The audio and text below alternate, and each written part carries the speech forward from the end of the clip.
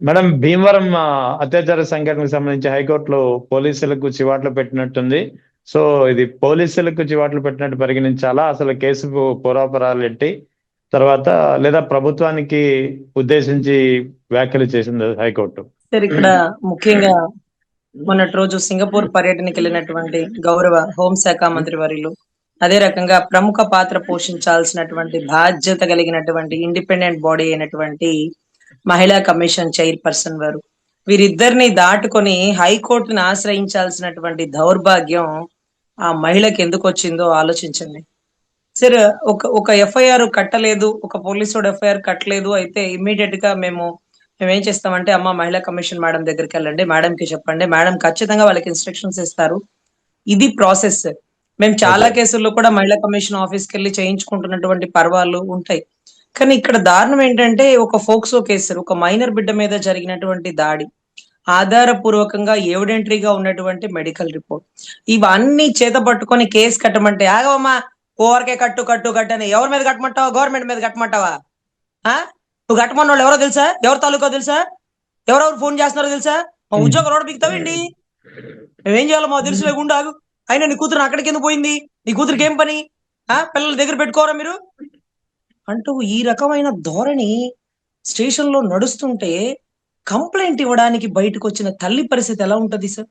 Sir అవును. చాలా దారుణం ఏంటంటే, ఇలాంటి కేసుల్లో ముందుకు రారు సార్. అంటే ఒక మైనర్ బాలిక మీద అత్యాచారం జరిగిన, ఒక మేజర్ బాలిక మీద అత్యాచారం జరిగిన, అది బయటకు చెప్పుకుంటే సిగ్గుపోతది, అమ్మాయికి పెళ్లిళ్ళు కావు, లేకపోతే సొసైటీలో మనం ఒక తలదించుకునే పరిస్థితి ఉంటదని గతంలో సార్ ఒక 10-15 ఏళ్ల క్రితం ఇలాంటి కేసులు ఎక్కువ నమోదయ్యేవి కాదు సార్. అసలు ఆ నమోదు లిస్ట్ లో కరెక్ట్ గా సార్ మాకు తెలిసిన వాళ్ళ ఇంటి పక్కన ఒక ఇంట్లో దొంగలు పడ్డారు సార్. వాళ్ళ తల్లి తండ్రి ఇద్దరు పుణ్యక్షేత్రాలకు వెళ్ళారు. ఒకళ్ళు వాళ్ళ ఇంట్లో ముసలావిడ వాళ్ళ నాయనమ్మ దగ్గర ఇద్దరు ఆడబిడ్డలను పెట్టి వాళ్ళు వెళ్ళిపోయినారు సార్. ఆ ఇంట్లో దొంగలు పడి బంగారం అంతా పోయింది సార్. అయితే పోలీసు వాళ్ళు కంప్లైంట్ రాసుకోవడానికి వచ్చినప్పుడు వాళ్ళ నాన్నగారు చెప్పారు, ఏమీ పోలేదులేండి, బంగారం ఏమీ పోలేదు, ఏమీ పోనప్పుడు కంప్లైంట్ ఎందుకులేండి, అది ఇదని చెప్పి పంపించేసినారు. కానీ వాళ్ళ నాయనమ్మ చెప్తున్నారు బంగారం పోయిందమ్మా అని. మరి ఎందుకు కంప్లైంట్ ఇవ్వలేదంటే, దొంగతనానికి వచ్చిన వాడు ఆ ఇద్దరు ఆడబిడ్డల్ని కూడా అనుభవించి వెళ్ళిపోయాడు.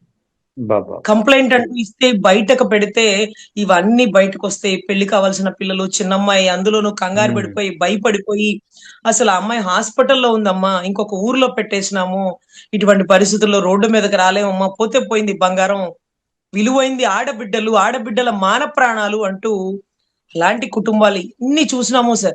కళ్ళ ముందు జరిగింది. కంప్లైంట్ ఇవ్వమ్మా అంటే, వద్దులేమో వద్దు, ఆడబిడ్డ జాగ్రత్త పరుచుకుంటాం, లేకపోతే కాలేజ్ మానిపించేస్తాం, స్కూల్ మానిపించేస్తామని ఎంతో మంది స్కూళ్లు మాని, ఊర్లు మాని, రాష్ట్రాలు కూడా దాటి వెళ్ళిపోయినారు సార్. ఓకే. సొసైటీలో తప్పు జరిగింది, నా బిడ్డకు అన్యాయం జరిగింది, నా బిడ్డని ఇలా చేసినారని ఒక తల్లి ముందుకొస్తే ఎంత ముందుకు రావడానికి కూడా అసలు ఆ లోపల బాధ ఉంటుంది సార్. అందరం ఒక మహిళలమే, ఒక ఆడబిడ్డ తల్లులమే కాబట్టి ఆ బాధలో బయటకొచ్చిన ఆ తల్లిని, అమ్మా సరే మీరేం బాధపడకండి అమ్మా, అమ్మ మీ బిడ్డ అయితే ఒకటి, నా బిడ్డ అయితే ఒకటి కాదు, మనం మాట్లాడదాం, నేను మాట్లాడతాను, నేను కంప్లైంట్ ఇస్తాను, మీరు పలుమార్లు స్టేషన్ కూడా రాబడలేదమ్మా, మా కానిస్టేబుల్ ఇంటికి పంపిస్తాను, ఉమెన్ పోలీస్ ఉంది మీ ఇంటికి వస్తుంది, మీరు ఇచ్చిన రిపోర్ట్ రాసుకుంటుంది, మీరు బాధపడకండి తల్లి, ఏమి కాదు, తప్పు చేసిన వాడు ఎంతటి వాడినైనా ఈడ్చుకొచ్చి అరెస్ట్ చేయించాలి సార్. సార్ లీడర్ సినిమా అంటూ శేఖర్ కమ్ముల గారు తీసినారు చూడండి సార్. అవును. ఆ సినిమా చూసినప్పుడల్లా నాలో భావోద్రేకం పొంగి, అలాంటి నాయకుడిని నేను చూడాలి చూడాలి చూడాలి అనుకునేదాన్ని సార్. అంటే ఒక ఆడబిడ్డకి న్యాయం చేయలేనప్పుడు తన పదవిని సైతం, తన సీఎం స్థాయిని సైతం రాజీనామా చేసేసి ప్రత్యక్ష ఎన్నికల్లో బయటకు వచ్చేసినట్టు చూడండి. బా దమ్ముగా ఉంది సార్. అవన్నీ సినిమాల్లో చూడటమే, రియల్ లైఫ్ లో చూడలేము సార్. సో అంటే ఒక ఆడబిడ్డ కూడా తనని నమ్మని పరిస్థితి. ఆ రోజు భీమవరంలో దేవాలయం కట్టాలి, రామాలయం కట్టాలి, లేకపోతే ఆ గొడవలు ఈ గొడవలని బయటకు వచ్చినటువంటి నాయకుల్ని చూసినాం కదా సార్. దేవాలయం కట్టడం కోసం హైకోర్టు దాకా వెళ్ళినారు. కేసు కట్టమని పోలీస్ స్టేషన్ లో పోలీసులకి చెప్పలేకపోయారు. ఆ మహిళ హోమ్ మినిస్టర్ గారిని, మహిళా కమిషన్ చైర్పర్సన్ ని కూడా కలవలేని పరిస్థితిలో ఎందుకు అయిపోయారు? వాళ్ళ దగ్గరికి వెళ్తే ఎందుకు న్యాయం దొరకట్లా? అంటే ఎవరి దగ్గరికి వెళ్ళినా ఏం చెప్తారు? Political pressure. ఎందుకు ప్రెజర్? సార్ నేను అనుకుంటాను సార్, అసలు హైకోర్టులో కాదు సుప్రీం కోర్టులో ఒక పబ్లిక్ ఇంట్రెస్ట్ లిటిగేషన్ వేయాలనిపించింది సార్. ఏంటంటే ఇండిపెండెంట్ బాడీగా పోలీస్ డిపార్ట్మెంట్ ని కూడా పెట్టండి సార్. వాళ్ళు పగలు రాత్రి కష్టపడి హైదరాబాద్ లోనో, ఢిల్లీలోనో కోచింగ్ లో ఉండి చదువుకొని సొసైటీకి సర్వీస్ చేయాలని అనుకున్నటువంటి వాళ్ళ ఒపీనియన్, వాళ్ళ ఎయిమ్ ని నీళ్లు చల్లుతున్నారు సార్. ఈ రోజు అతను చెప్పిన మాట సార్, హైకోర్టులో జడ్జి గారి ముందు చెప్పిన మాట, ఇదేంటండి అంతా ఎవిడెంటరీ ఉంటే మీరు కేసు కట్టలేకపోతున్నారు, ఏం జరుగుతుంది వ్యవస్థలో?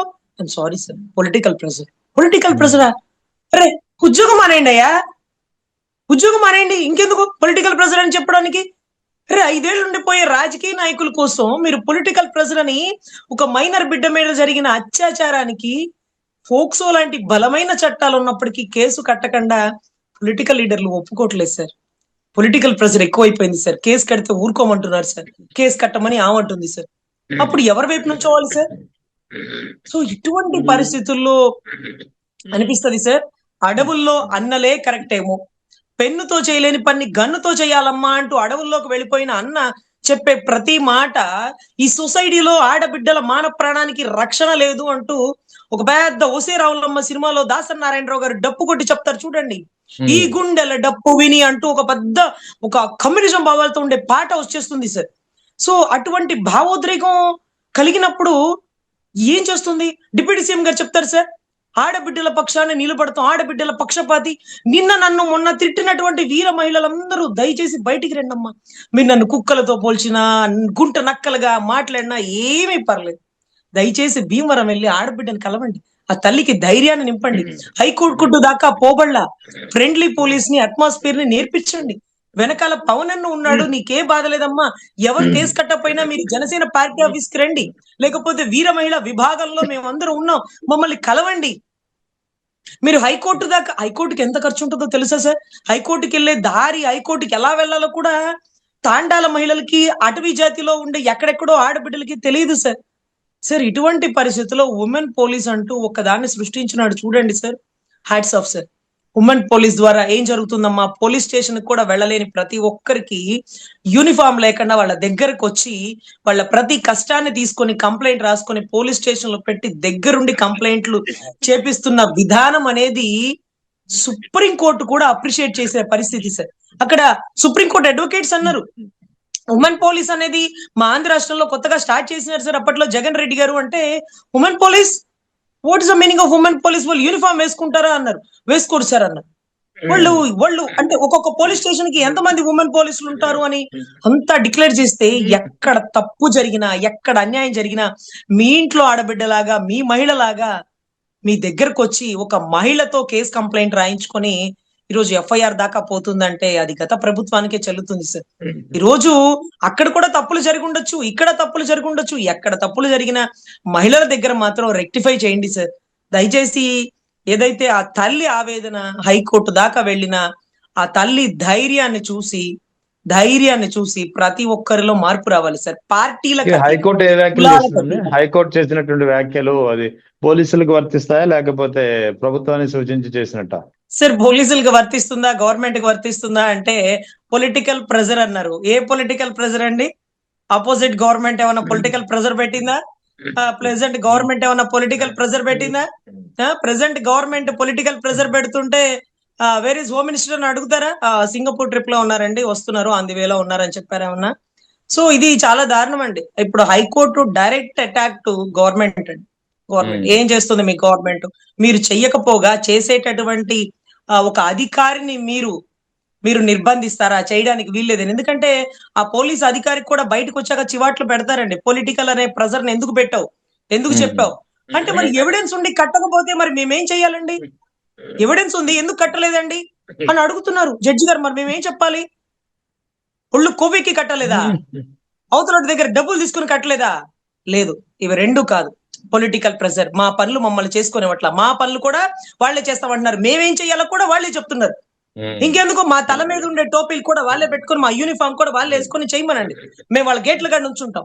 నిన్నటి రోజు అంబటి రాంబాబు గారి విషయంలో జరిగింది ఏంటండి?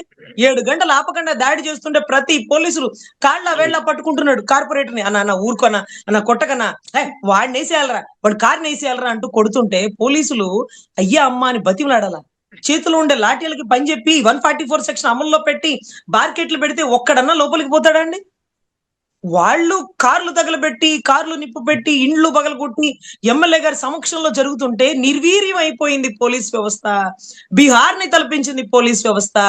లోపల ఉన్న వ్యక్తి మంచి వ్యక్తి చెడ్డ వ్యక్తి అనేది కరెక్ట్ కాదు.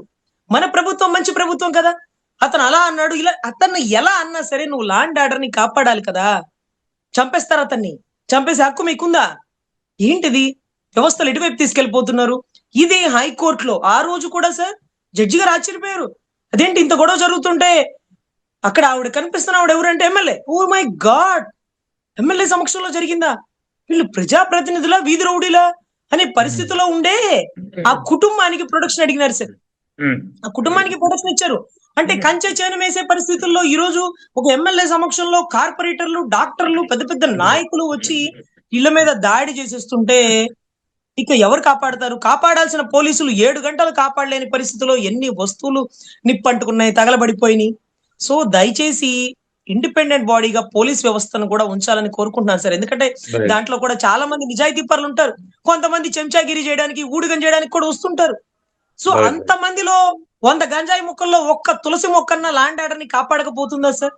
ఒక పసిబిడ్డకి అన్యాయం జరిగింది, నన్ను అక్కడ టచ్ చేసినారు, ఇక్కడ టచ్ చేసినారు అని మాట్లాడుతుంటే మేము ఇన్ కెమెరా ప్రొసీడింగ్స్ పెట్టేవాళ్ళం సార్. ఇన్ కెమెరా ప్రొసీడింగ్స్ పెట్టి అటు తలుపులు ఇటు తలుపులు వేసి మొన్న ఈ మధ్య అండి ఒక 6 నెలల క్రితం మేము కర్నూలులో ఇన్ కెమెరా ప్రొసీడింగ్స్ చేసినప్పుడు ఇమీడియట్ గా లేడీ జడ్జి గారు అందరినీ బయటికి పంపించేసి డోర్స్ లాక్ చేసేసి ఇప్పుడు చెప్పండి రజనీ గారు అన్నారు. అందులోనూ అది మైనర్ కేసు కాదు, మేజర్ రేప్ కేసు. సో అప్పుడు కూడా పోలీసులు సంవత్సరం వరకు కేసు కట్టకపోతే హైకోర్టును ఆశ్రయించి హైకోర్టు కేసు కట్టమని డైరెక్షన్ జిల్లా కోర్టుకి ఇస్తే కర్నూలు కోర్టులో ఆ ఆర్డర్ ఇంప్లిమెంట్ చేయమని జిల్లా కోర్టుకి తిరిగి అక్కడ ఇంప్లిమెంట్ చేసి అతని మీద 376 రేప్ కేసు వేయించగలిగినాను సార్. ఇవన్నీ సాధించిన ఘనతని చాలా సగర్వంగా చెప్పుకుంటాను సార్. ఈ ఫోక్సో కేసు సార్, మైనర్ బిడ్డల వల్ల ఏం చెప్పుకుంటారు సార్? అక్కడ ఎందుకు టచ్ చేసినారు, ఇక్కడ ఎలా పట్టుకున్నాడు, తర్వాత ఏం చేసినాడు, ప్రాణం చచ్చిపోతుంటది సార్. వాళ్ళని ఆ ప్రశ్నలు అడగాలంటే ప్రాణం చచ్చిపోతుంటది సార్. అటువంటిది ఆ తల్లి పోలీసోళ్ళు అంటే మగవాళ్ళ మధ్యలో తన బిడ్డకు జరిగిన ఆవేదన చెప్తుంటే కనికరించకపోగా హోమ్ మినిస్టర్ గారు ఇమీడియట్ గా రెస్పాండ్ అవ్వకపోగా మహిళా కమిషన్ చైర్మన్ పక్కకు తలదిప్పుతుంటే కట్టాల్సిన పోలీసులు పొలిటికల్ ప్రెజర్ అంటే ఏది భద్రత? ఏది భద్రత? మహిళలకి భద్రత ఏది? పసిబిడ్డలకి భద్రత ఏది సార్ ప్రభుత్వంలో? సార్ దయచేసి ప్రభుత్వం ఏదైనా గానీ చిత్తశుద్ధిగా ఆడబిడ్డల విషయంలో, అందులోను పసిబిడ్డల విషయంలో చాలా ఉండాలని, మనస్ఫూర్తిగా ఉండాలని, అంటే చాలా స్టాండర్డ్ గా ఉండాలి సార్. దీంట్లో ఎటువంటి రాగద్వేషాలకి అతీతంగా పని చేయాలి, మన ఇంట్లో బిడ్డల్లా భావించాలి, ఫ్రెండ్లీ పోలీస్ ని నేర్పించాలి సార్.